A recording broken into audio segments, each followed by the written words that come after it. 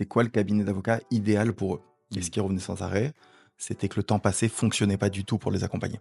C'était un frein à l'accompagnement et donc à l'époque, il n'y avait pas encore l'IA, il n'y avait pas encore autant de legal tech, il n'y avait pas autant de sources accessibles en ligne. Mmh. Et donc, ils se débrouillaient en se faisant passer des modèles, des docatrous, ce genre de choses.